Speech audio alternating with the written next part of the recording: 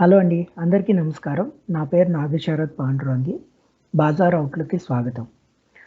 మీకు ప్రామిస్ చేసినట్లుగానే నా పోర్ట్‌ఫోలియోలో ఉన్న స్టాక్స్ ఒక్కొక్కటి మనం అనలైజ్ చేయబోతున్నాం. నా మొదటి స్టాక్ నా 30-40% ఇన్వెస్ట్‌మెంట్ ఉన్న స్టాక్ ఐడీఎఫ్‌సి ఫస్ట్ బ్యాంక్. మీరు చాలా చోట్ల వినే ఉంటారు. ఐడీఎఫ్‌సి ఫస్ట్ బ్యాంక్ ఒక మల్టీ బ్యాగర్ అని చెప్పి చాలామంది చాలా రకాలుగా దీన్ని పొగుడుతుంటారు. ఎగ్జాక్ట్‌లీ రీజన్స్ ఏంటో చూద్దాం. ఎందుకు ఐడీఎఫ్‌సి ఫస్ట్ బ్యాంక్ ఒక మల్టీ బ్యాగర్ అవ్వచ్చు అనే దానికి కారణాలు మనం వెతుకుదాం. అలాగే క్వార్టర్లీ రిజల్ట్స్ గురించి Q1 FY21 గురించి కూడా తెలుసుకుందాం. బేసిక్‌లీ మనం స్టార్ట్ చేసే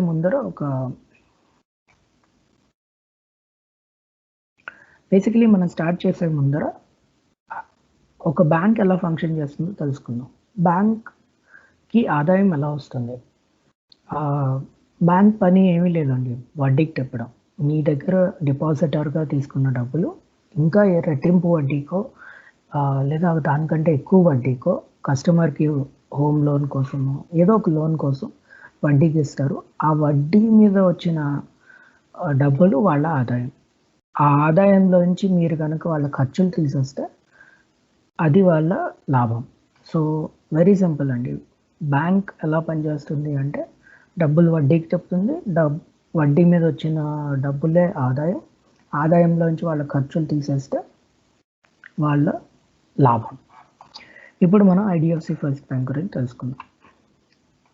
ఐడీఎఫ్‌సి ఫస్ట్ బ్యాంక్ ఎలా మొదలైంది? IDFC First Bank IDFC Bank plus Capital First 2 కలిపి ఐడీఎఫ్‌సి ఫస్ట్ బ్యాంక్ 2018లో మొదలైంది. ఐడీఎఫ్‌సి అంటే infrastructure development finance corporation. Capital First ఒక చిన్న ఫైనాన్స్ కంపెనీ అంటే చిన్న లోన్స్, రీటైల్ లోన్స్ ఇచ్చే కంపెనీ. మీకు ఒక ల్యాప్టాప్ కొనుక్కోవాలన్నా, మొబైల్ కొనుక్కోవాలన్నా, లేదా ఇంటికి టైల్స్ వేయించుకోవాలన్నా ఇలాంటి చిన్న లోన్స్ ఇచ్చే కంపెనీ క్యాపిటల్ ఫస్ట్. ఈ రెండు కలిసి ఐడీఎఫ్‌సి ఫస్ట్ బ్యాంక్ 2018లో మర్జ్ అయ్యాయి. దీనికి ముఖ్య కారణం వి వైద్యనాథన్ అండి. వి వైద్యనాథన్ ఆయన ఐసిఐసిఐ బ్యాంక్‌లో తన కెరియర్ మొదలెట్టారు. చాలా పేరు మోసిన బ్యాంకర్. ఐసిఐసిఐ బ్యాంక్‌ని ఒక రీటైల్ బ్యాంక్‌గా తీర్చిదిద్దడంలో ఈయన రోల్ చాలా ఉందండి. సో 2010 నుంచి 2018 వరకు ఆయన క్యాపిటల్ ఫస్ట్‌లో పనిచేసేవారు. క్యాపిటల్ ఫస్ట్ ఆయన ఎస్టాబ్లిష్ చేసిన కంపెనీ. ఫస్ట్ ఐసిఐసిఐ బ్యాంక్‌లో పనిచేసి అక్కడ చాలా మంచి పేరు తెచ్చుకున్న తర్వాత ICICI bank Prudential life insurance కంపెనీకి మేనేజింగ్ డైరెక్టర్ అయ్యారు. దాని తర్వాత క్యాపిటల్ ఫస్ట్ స్టార్ట్ చేశారు. అది తన ఓన్ వెంచర్. 2010 నుంచి 2018 వరకు క్యాపిటల్ ఫస్ట్‌లో పనిచేసేవారు. 2018లో ఈ మర్జర్ అయిన తర్వాత ఐడీఎఫ్‌సి ఫస్ట్ బ్యాంక్‌కి సిఇఓ ప్లస్ మేనేజింగ్ డైరెక్టర్ పొజిషన్‌కి వైద్యనాథన్ గారు ఎదిగారు. దాని తర్వాత కంపెనీ విజన్ ఏంటి? వి వైద్యనాథన్ గారు ఈ కంపెనీ ఎస్టాబ్లిష్ చేయడానికి మెయిన్ కారణం నంబర్ 1 బ్యాంక్‌కి డిపాజిట్స్ తక్కువ రేట్‌కి వస్తాయి.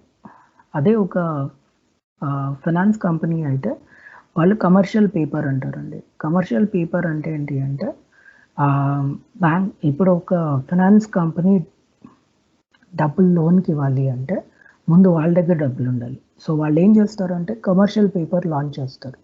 కమర్షియల్ పేపర్ మీలాంటి నాలాంటి వాళ్ళు కొనుక్కుంటారు. ఎందుకు కమర్షియల్ పేపర్ కొనుక్కుంటారు అంటే అది బ్యాంక్‌లో మీకు సేవింగ్స్ అకౌంట్ కంటే ఎక్కువ వడ్డీ వస్తుంది. కమర్షియల్ పేపర్ మీకు 8.5% నుంచి 10% వరకు వడ్డీ ఇస్తుంది. ఆ వడ్డీకి వచ్చిన కమర్షియల్ పేపర్‌ని ఫైనాన్స్ కంపెనీస్ అంటే క్యాపిటల్ ఫస్ట్ లాంటి కంపెనీ ఎక్కువ వడ్డీకి ఇంకొక కస్టమర్‌కి లోన్‌కి ఇస్తుంది. హౌసింగ్ ఫైనాన్స్ లోన్ కావచ్చు, పర్సనల్ లోన్ కావచ్చు. సేమ్ మనకి ఒక 8.5% నుంచి 10% వడ్డీ వస్తే కమర్షియల్ పేపర్ మీద ఆ తీసుకున్న డిపాజిట్స్‌ని వాళ్ళు 15%, 16%కి లోన్‌గా ఇస్తారు. సో వాళ్ళ బేసిక్ బిజినెస్ కూడా వడ్డీకి తిప్పడమే. కాకపోతే మీకు ఒక బ్యాంక్ యొక్క బ్యాకింగ్ ఉంటే అదే మీరే ఒక బ్యాంక్ అయితే మీ దగ్గర జనాలు డిపాజిట్ దాచుకుంటారు. డిపాజిట్‌కి మీరిచ్చే ఒక బ్యాంక్ ఇచ్చే వడ్డీ చాలా తక్కువ. 7%, 8% వడ్డీ ఇస్తుంది. ఇప్పుడు హెచ్‌డిఎఫ్‌సి బ్యాంక్ అయితే 3.5%, 4% వడ్డీ ఇస్తుంది. ఐడిఎఫ్‌సి ఫస్ట్ బ్యాంక్ ఇంకా స్టార్టింగ్‌లో ఉంది కాబట్టి ఇప్పుడు 7% వడ్డీ ఇస్తుంది. అయినా కూడా 7% వడ్డీ ఇచ్చినా కూడా జనరల్‌గా క్యాపిటల్ ఫస్ట్ తీసుకునే ఇచ్చే వడ్డీ 8.5% ఆన్ కమర్షియల్ పేపర్ కంటే ఈ 7% చాలా తక్కువ. సో, ఇలా మెర్జ్ చేయడం ద్వారా వాళ్ళకొచ్చిన అడ్వాంటేజ్ ఏంటి అంటే, ఇలా మెర్జ్ చేయడం వల్ల వాళ్ళ కాస్ట్ ఆఫ్ మనీ అంటారు. కాస్ట్ ఆఫ్ మనీ చాలా తగ్గింది. సో, 1.5% తగ్గింది. మీకు 1.5% చాలా చిన్న అమౌంట్‌లా కనిపించొచ్చు. అదే మీరు ఒక 1000 కోట్లు, 1,00,000 కోట్లు అప్పు తీసుకున్నప్పుడు 1.5% లేదా 1.5% అనేది చాలా పెద్ద అమౌంట్ అవుతుంది.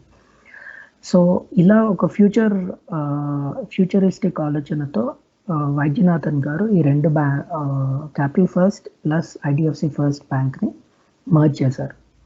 మెర్జ్ చేశాక ఆయన విజన్ ఏంటి అంటే వరల్డ్స్ బెస్ట్ బ్యాంక్ ఇండియాలో స్థాపించాలి అని. వరల్డ్స్ బెస్ట్ బ్యాంక్ ఇండియాలో స్థాపించాలి అనే ఐడియాతో ఐడిఎఫ్‌సి ఫస్ట్ బ్యాంక్ స్థాపించబడింది. ఇప్పుడు మనం ప్రొడక్ట్స్ చూద్దాం. నేను మీకు చెప్పినట్టు లోన్‌కి తిప్పడమే ఒక బ్యాంక్ పని అయినప్పుడు లోన్సే కదా వాళ్ళ యాసెట్స్. యాసెట్స్ అంటే ఒక బ్యాంకుకున్న ఆస్తులు.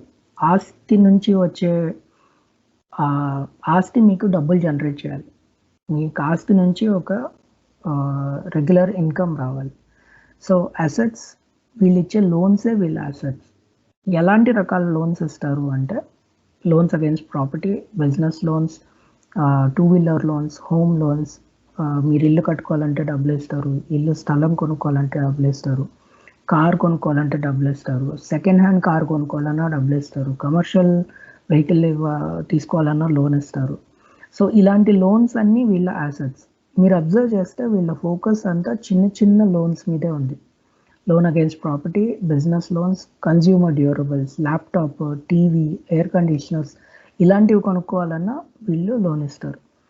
సో, మీరు ఫోకస్ అంతా చూసారంటే చిన్న లోన్స్ మీదే ఫోకస్ ఉంది.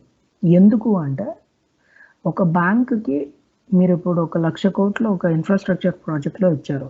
ఆ ఇన్‌ఫ్రాస్ట్రక్చర్ ప్రాజెక్ట్ ఫ్లాప్ అయిందనుకోండి. మీకు ఆ 1,00,000 కోట్ల మీద వచ్చే ఇంట్రెస్ట్ ఇన్కమ్ వడ్డీ ఏదైతే ఉందో అది రాదు. సో, మీకు ఆ 1,00,000 కోట్లు నాన్ పర్ఫార్మింగ్ అసెట్ అంటే మీకు దాని మీద నుంచి డబ్బులు రావట్లేదు అని లెక్క. అదే మీరు 10,000 అలా 1,00,000 మందికి ఇచ్చారనుకోండి. అప్పుడు మీకు ఒక 10 మంది ఇవ్వకపోయినా మిగతా 99,000 మంది లేదా 99,990 మంది ఇచ్చే ఇంట్రెస్ట్‌తో మీ కంపెనీ సర్వైవ్ అవుతుంది. దీన్ని డైవర్సిఫికేషన్ అంటారు. సో, ఇలా చిన్న లోన్స్ ఇవ్వడం వల్ల కంపెనీ రిస్క్ చాలా తగ్గిపోతుంది. ఒక బ్యాంక్‌కొచ్చే రిస్క్ చాలా తగ్గిపోతుంది. ఇలా రిస్క్ తగ్గించడమే వైద్యనాథన్ గారి ఆలోచన. సో, ఆయన ఐడియా ఏంటి అంటే చిన్న రీటైల్ లోన్స్ ఇస్తే బ్యాంక్ సక్సెస్‌ఫుల్ అవుతుంది అని. ఈ మోడల్ ఏం కొత్తది కాదండి. క్యాపిటల్ ఫస్ట్ ఇదే మోడల్ మీద చాలా సక్సెస్ అనుభవించింది. మీరు హెచ్‌డిఎఫ్‌సి లోన్ చూసారంటే Housing Development finance Corporation, HDFC full form. HDFC కూడా ఇదే ఐడియాతో ముందుకెళ్ళింది. ఇప్పుడు మీరు హెచ్‌డిఎఫ్‌సి వాల్యుయేషన్స్ చూడొచ్చు. సో, ఐడిఎఫ్‌సి ఇదే సిమిలర్ పాత్‌లో ఉంది. కాకపోతే ఐడిఎఫ్‌సికి, హెచ్‌డిఎఫ్‌సికి చాలా డిఫరెన్స్ ఉంది. అది మీకు వచ్చే స్లైడ్స్‌లో నేను చూపిస్తాను. Product offerings. ఇప్పుడు ఒక కంపెనీ నేను చెప్పినట్టు ఇది ఒక బ్యాంక్. బ్యాంక్‌కి savings account, current account, corporate salary account, fixed deposit, recurring deposit నుంచి డిపాజిట్స్ వస్తాయి. మీరు ఒకటి గమనించడం ఏంటంటే ఇక్కడ 7% interest on IDFC savings bank account అని చూపించారు కదా! సో, మీరు అబ్జర్వ్ చేయండి సేవింగ్స్ బ్యాంక్ అకౌంట్ మీద మాత్రమే 7%. కరెంట్ అకౌంట్ మీద మీకు ఇంట్రెస్ట్ రాదు. కరెంట్ అకౌంట్ ఎవరు ఓపెన్ చేస్తారు అంటే బిజినెస్ పీపుల్ ఓపెన్ చేస్తారు. సో, కరెంట్ అకౌంట్స్‌లో మనీ ఏదైతే ఉందో దాని మీద వాళ్ళకి వడ్డీ రాదు. సో, ఎక్కువ డబ్బులు కరెంట్ అకౌంట్‌లో ఉంటే కంపెనీకి ఎక్కువ ఆదాయం వస్తుంది దాని నుంచి. ఇది ఒకటి గుర్తుపెట్టుకోండి. దీని గురించి మళ్ళీ మనం చివరిలో మాట్లాడదాం. Wealth management services, investment services and insurance. మీరు గమనించారంటే వీళ్ళంతా సర్వీసెస్ మాత్రమే ప్రొవైడ్ చేస్తున్నారు. Investment solutions, personal insurance solutions, business insurance solutions, mutual fund distribution and general insurance distribution.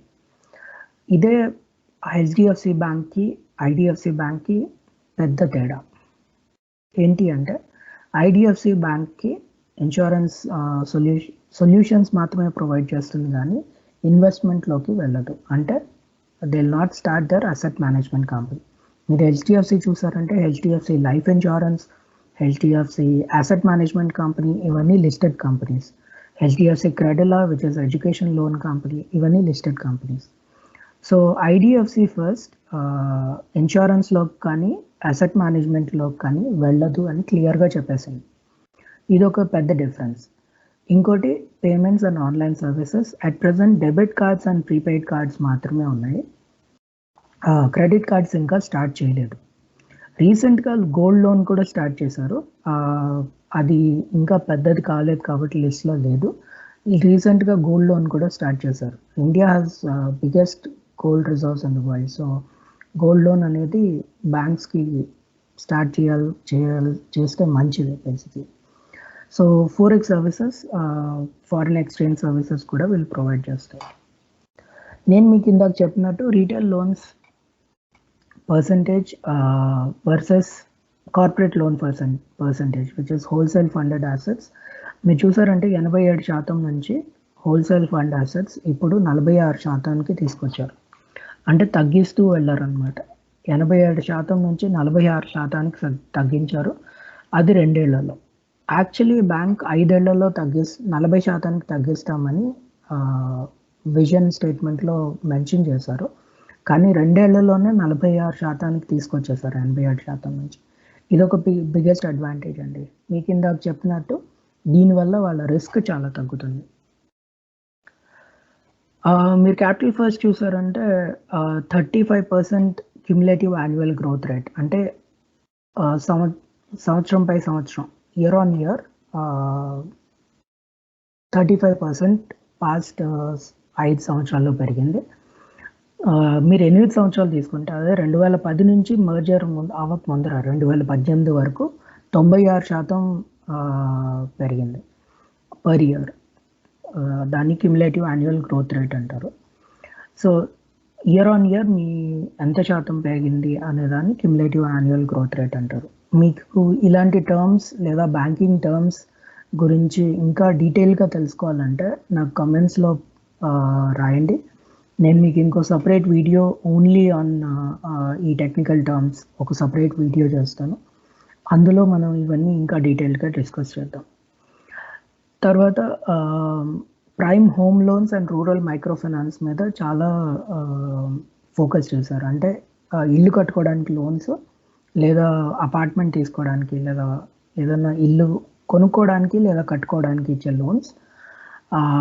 తర్వాత micro finance, rural micro finance అంటే చిన్న చిన్న పల్లెటూరుల్లో చాలా చిన్న మొత్తాల్లో లోన్స్ ఇవ్వడం. అదే ఆ లోన్స్కి వచ్చే వడ్డీ చాలా ఎక్కువ ఉంటుందండి. అంటే 10,000 లోను, 15,000 లోను, ఇలాంటి చిన్న చిన్న మొత్తాలు ఇస్తారు లోన్గా. దాని మీద వాళ్ళకి 10%, 15% వడ్డీ వస్తుంది. అది చాలా మీరు బంధన్ బ్యాంక్ని క్లోజ్గా గమనిస్తే అది కూడా వెరీ సిమిలర్ ఫార్ములా మీద ఆ బ్యాంక్ కూడా నడుస్తుంది. ఈ గ్రోత్ వీళ్ళు ఎక్స్పెక్ట్ చేసేది 25% నెక్స్ట్ ఒక 10 ఏళ్ళు 15 ఏళ్ళు 25% వరకు ఈ ఏరియాలో వీళ్ళు గ్రో అవ్వచ్చు అని. ఎందుకు అంటే చాలా అండర్ పెనిట్రేటెడ్ మార్కెట్, చాలామంది ప్లేయర్స్ లేరు రూరల్ మైక్రో ఫైనాన్స్లో. బంధన్ బ్యాంక్ కానీ ఐడిఎఫ్సి ఫస్ట్ బ్యాంక్ కానీ ఫస్ట్ బ్యాంక్స్ అవుతాయి. At the same time wholesale funded assets తగ్గించారని చెప్పారు కదా. Excuse me.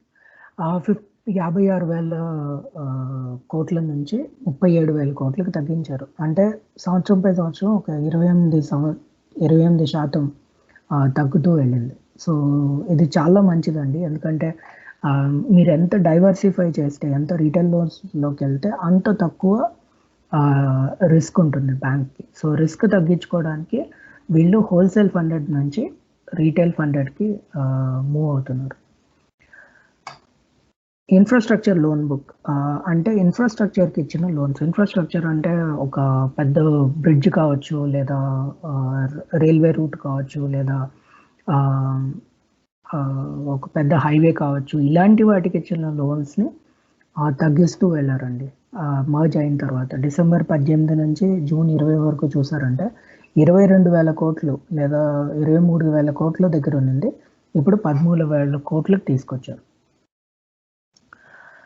Total funded assets breakup అంటే ఫండెడ్ అసెట్స్ అంటే ఇచ్చిన లోన్స్ రీటైల్ వాళ్ళకి జూన్ 2019లో జూన్ 2019లో రీటైల్ ఫండెడ్ అసెట్స్ 44,000 ఉంటే 12,000 కోట్లు పెంచారండి. ఇప్పుడు 56,000 కోట్ల వరకు పెంచారు. అదే సమయంలో హోల్సేల్ ఫండెడ్ 52,000 కోట్ల దగ్గర నుంచి 37,000 కోట్లకు తగ్గించారు.